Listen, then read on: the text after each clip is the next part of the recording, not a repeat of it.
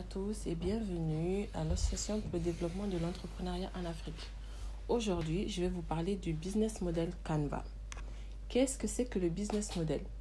Le business model est l'idée centrale de votre projet qui va vous permettre de générer des gains de profit. C'est en quelque sorte le préambule de votre étude de marché. Il faut l'utiliser pour mettre en place les aspects incontournables de votre projet, vous poser les bonnes questions, identifier votre clientèle cible, vos principaux coûts, vos principales sources de revenus.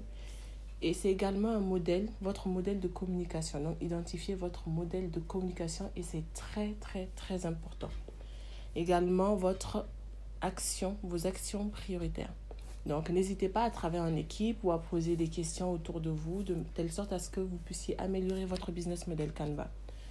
Donc, pour vous donner quelques idées par rapport à cela, vous avez l'exemple de Zara qui est basé sur la fast fashion, donc la mode à petit prix avec une forte capacité de renouvellement de leur stock. Ikea est plus basé sur la maîtrise des coûts à chaque étape, non seulement de la conception, mais également à la commercialisation.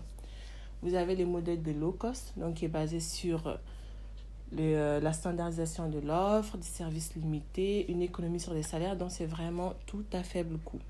Je vous ai mis un lien qui va vous donner quelques idées de business model Canva. Pour entrer plus en détail, vous avez sur ce modèle général du business model Canva, les partenaires clés pour commencer. Donc, vous devez identifier vos fournisseurs ainsi que vos partenaires clés qui seront importants pour votre projet. Les activités clés également, donc, quelles sont les activités nécessaires pour que votre proposition de valeur soit mise en place, vos canaux de distribution, les relations que vous devez mettre en place avec vos clients. Les ressources clés également, donc identifier à ce niveau-là également vos propositions de valeur, canaux de distribution, les sources de revenus. Par rapport à votre proposition de valeur, c'est à quel type de besoin, à quel type de client répondez-vous? Donc, à besoin de quel type de clientèle?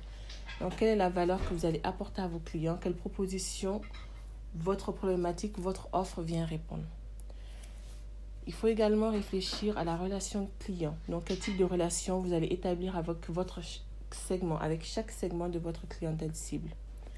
Vous devez également réfléchir à votre canal de distribution. Donc, que ce soit les canaux les plus rentables, ceux qui vont vous donner les meilleurs résultats. Donc, il faut vraiment réfléchir à tous ces aspects. Vous avez les différentes phases qui sont listées en bas. Vous avez également à réfléchir sur les segments clients. Donc, vos principaux clients. Quels sont vos principaux clients?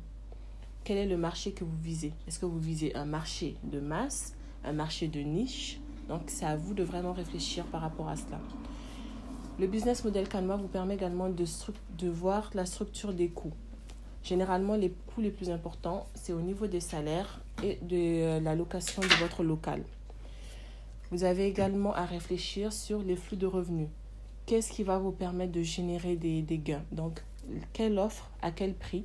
Donc, tout ça, vous devez vraiment réfléchir sereinement, vous poser les bonnes questions. Comme je l'ai dit tout à l'heure, demandez de l'aide autour de vous pour qu'on puisse vous donner des critiques constructives pour avancer sur votre projet.